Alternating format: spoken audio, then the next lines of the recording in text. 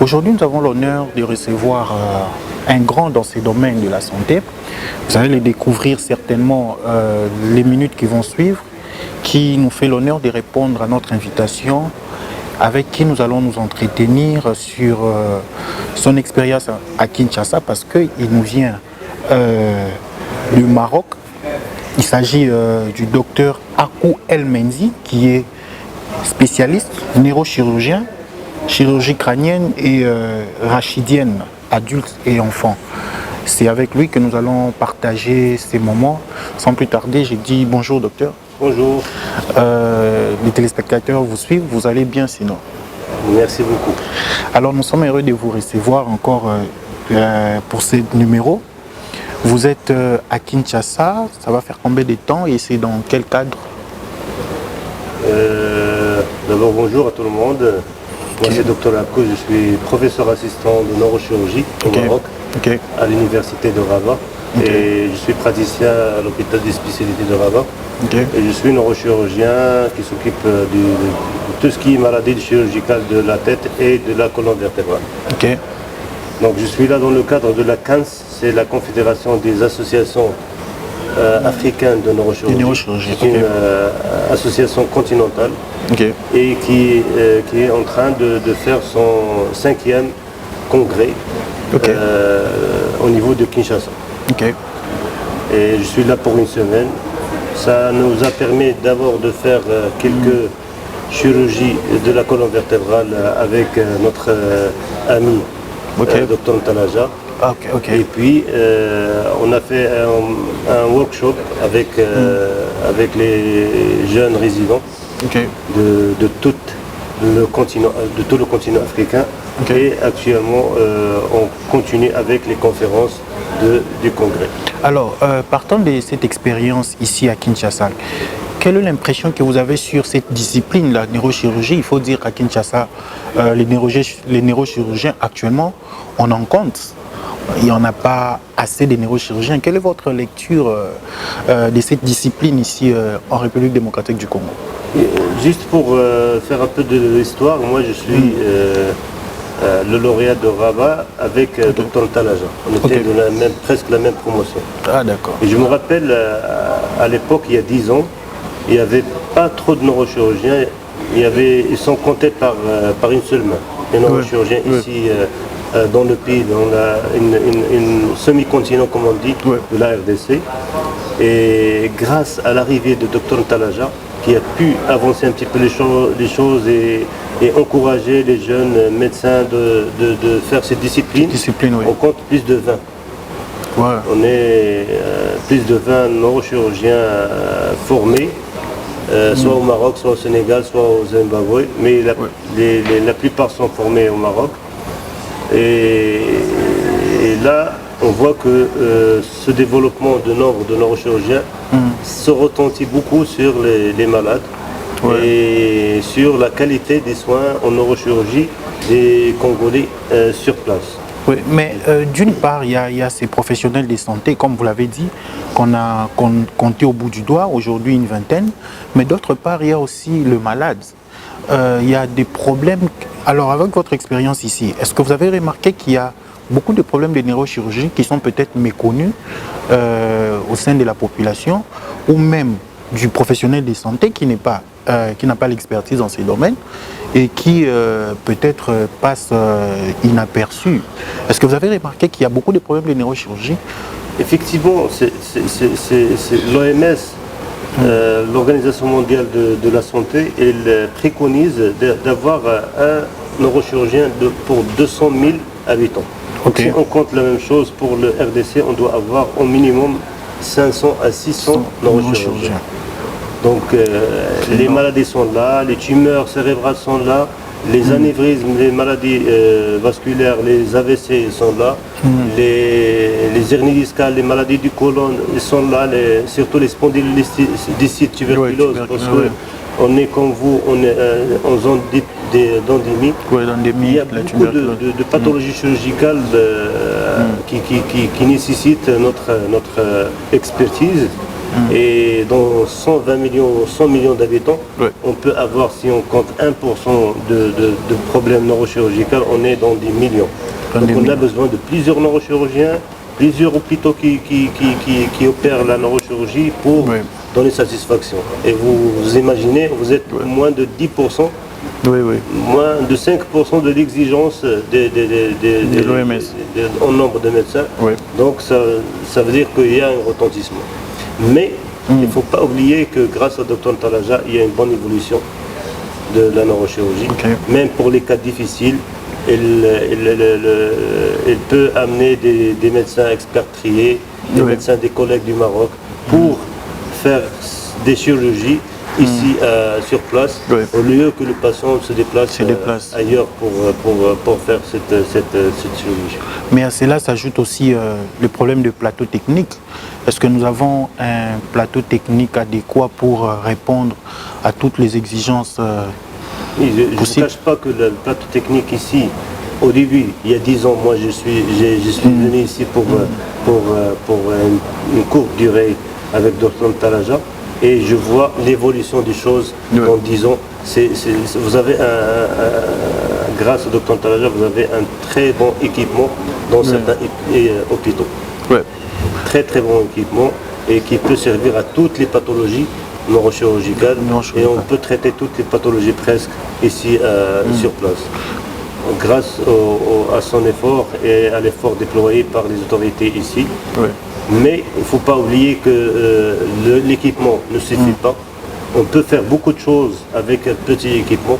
Donc ce qu'il faut, c'est la bonne formation des gens. Tout à fait. Alors, par rapport à votre passage ici, quelles sont les activités que vous avez menées en dehors de la conférence à laquelle nous assistons aujourd'hui? Je ne vous cache pas, moi je suis moitié quinois. Donc c'est pas la première fois que je suis à Kinshasa. Donc depuis 10 ans, je viens régulièrement. Et avec d'autres associations, on a pu faire des missions médicales humanitaires dans différents coins du pays. On est parti à Kikwit, à Bujimai, à Kananga. Ah, vous maîtrisez le RDC alors. Je connais un petit peu les régions ici. Grâce à notre effort et à la coopération sud-sud, il y a beaucoup de choses à développer. On a pu avoir par exemple un ophtalmologue qui a fait dans des régions comme Bujimai sur quelques jours plusieurs centaines d'opérations d'ophtalmologie, c'est-à-dire de cataractes qui ont peut changer la vie des personnes. Et la vue, c'est la vie. Tout à fait. C'est des gens qui étaient malvoyants et après une petite opération, le patient devient voyant et ça change la vie des personnes. Donc grâce à la coopération dans le domaine médical et social, on peut faire beaucoup de choses. Il faut que les gens juste soient bien connectés entre eux et que des volontés politiques, humaines et sociales soient là. Tout à fait. Parlons d'ailleurs de coins, vous parlez de Kikwiti, Bujimai. Il y a quelque chose qui me passe à l'esprit, c'est que généralement, c'est des coins aussi où il y a une certaine précarité de la vie sociale. Alors que dans les communs des mortels, nous savons que les interventions en neurochirurgie, ça coûte, ça demande de l'argent. Alors comment vous arrivez à concilier ces faits-là, ce côté d'une population quasiment pauvre, lui offrir des soins qui demandent aussi des moyens? Est-ce qu'il y a une certaine prise en charge assurée? En fait, il faut stimuler les gens, stimuler les organisations non gouvernementales pour faire ce type d'équipement mobile pour servir aux populations qui en ont besoin. Parce que la population est là avec quelques efforts, quelques matériels. Avec l'intérêt qu'on donne à la santé, on peut toujours avoir les fonds et les moyens pour pouvoir faire des soins plus ou moins appropriés dans le coin où on peut partir. Il y a toujours des solutions, il ne faut pas baisser les bras, il faut toujours aller de l'avant. Et ça demande un peu de volonté. Oui. Et ça demande des gens qui sont consciencieux et qui sont conscients de la situation et qui peuvent bouger les choses pour aller à l'avance. Alors de votre expérience, parce que vous avez dit vous faites Kinshasa de temps en temps, ça va faire 10 ans. Est-ce que vous avez peut-être pas une sorte d'épidémiologie assez fournie, mais vous avez quand même une idée sur les différentes pathologies qui, selon vous, des neurochirurgies bien sûr, prédominent au sein de notre population, que ce soit à Kinshasa ou dans d'autres provinces? Dans toute la population africaine, il y a les mêmes pathologies. Les mêmes problèmes, ok. Avec des ordres, des fréquences différentes, mais il y a presque les mêmes pathologies. Okay. Il y a des pathologies tumorales qui sont là. Okay. Il y a des pathologies vasculaires aussi, des anévrismes et des malformations artério-veineuses. Il y a des pathologies dégénératives. Vous avez des gens qui vivent très longtemps.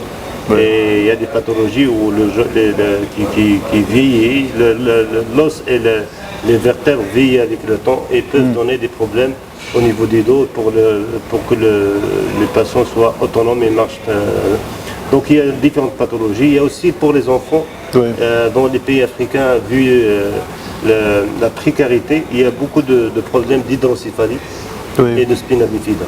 Et ça, c'est un problème de santé publique qu'on peut gérer avec les moyens et avec un peu de soutien. Il y a aussi qu'on ne doit pas oublier les problèmes de traumatisme. Il y a beaucoup d'accidents à Kinshasa et ailleurs. Donc il y a beaucoup d'accidents, il y a beaucoup de problèmes il y a beaucoup de problèmes de traumatisme vertébral et traumatisme crânien. Et les traumatismes vertébraux, comme vous connaissez, peuvent donner des problèmes assez graves de paralysie des membres inférieurs, supérieurs ou les quatre, donc qui laissent un patient sans autonomie pendant toute sa vie. Et ça, c'est des choses qu'on peut traiter en apprenant aux jeunes chirurgiens et surtout avoir des neurochirurgiens qui peuvent s'intéresser à cette pathologie, qui peut sauver des vies et sauver les membres des personnes. Ok. Alors, comment vous entrevoyez l'avenir de la neurochirurgie? On va aller dans la sphère continentale, au niveau du continent africain, pour ne pas parler spécifiquement de la RDC. Oui, grâce à l'union de tout le monde et grâce à l'école marocaine qui a initié le programme de formation des jeunes neurochirurgiens africains. Actuellement, on a une bonne délégation neurochirurgicale dans tous les pays africains. Okay. Et à titre d'exemple, actuellement à Kinshasa, on dit qu'il y a plus de 20 neurochirurgiens, donc 4-5 ans, on aura plus de 60. Oui. Et dans 10 ans, on pourra avoir plus de 100. Et en plus, on peut avoir des centres autonomes de formation sur place. Et ça, c'est très important. Donc, je pense que l'avenir de la neurochirurgie dans les pays africains, grâce à tous ceux qui ont initié des programmes de formation pour les jeunes, ça va aider à augmenter le nombre. Et avec l'assistance des gouvernements, ils peuvent équiper certains centres et ça va retentir sur la population dans le domaine de la neurochirurgie africaine. Vraiment, je crois que là nous sommes en train de chuter. Une dernière question, c'est peut-être pas une question, mais quelles sont finalement vos impressions et aussi par rapport à votre calendrier, est-ce que vous prévoyez de revoir après, de revenir après, je veux dire? Comme je vous ai dit au premier, moi je suis quinois. Quinois, ok. Donc je ne lâcherai pas l'RDC. Je suis toujours prêt à revenir lorsque l'occasion est là. Yeah. Donc soit dans le cadre de conférences comme ça, soit dans le cadre de missions humanitaires, soit dans le cadre d'amitié avec le docteur Ntaraja et d'autres docteurs qui sont des amis. Ouais. Et avec qui on a vécu beaucoup de temps. Et aussi je reçois beaucoup de personnes de la RDC, soit des malades qui sont là pour le traitement, soit des amis, soit des gens en formation. Donc la connexion avec le RDC est toujours là. Alors, nous vous remercions, Dr Akou, d'avoir répondu à notre invitation. Merci infiniment. Nous aurons le plaisir de vous revoir encore très prochainement, surtout que vous êtes à moitié quinois. Merci. Chez nous, on dit matondo. Matondo. D'accord, merci mesdames et messieurs. Voilà, ainsi nous sommes arrivés à la fin de ces numéros. Nous avons discuté avec Dr Akou El Mendi autour de la question de la neurochirurgie, notamment en République démocratique du Congo. Nous aurons le même plaisir de vous retrouver encore prochainement. D'ici là, portez-vous bien et au revoir.